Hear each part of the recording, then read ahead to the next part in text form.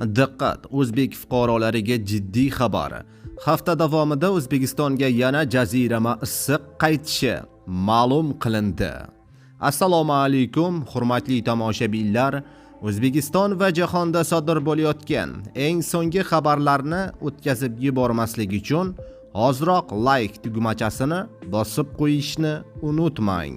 Iyulning oxirgi haftasida harorat issiqroq bo'ladi. O'zgidromet xabar berishiga ko'ra, iyul oyining oxirgi haftasida O'zbekiston hududi bo'yicha issiq ob-havo bo'lishi kutilmoqda. Joriy yilning 27-31 iyul kunlari ob-havo harorati kunduz kunlari 37-40 daraja, shimolda, janubda va cho'l hududlarida 41-42 darajagacha issiq bo'ladi. Bu iyul oyining oxiri uchun bo'lgan iqlimiy me'yordan 2-3 darajaga yuqori degani. Qolaversa, respublika bo'yicha asosan kam bulutli ob-havo bo'lishi, yog'ingarchilik bo'lmasligi ma'lum qilindi.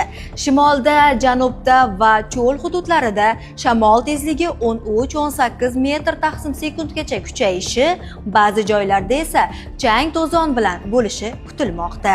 Shunday ekan, doim ko'chada yurganda soyabon olib yurishni hamda suyuqlik ko'proq ichishni unutmang.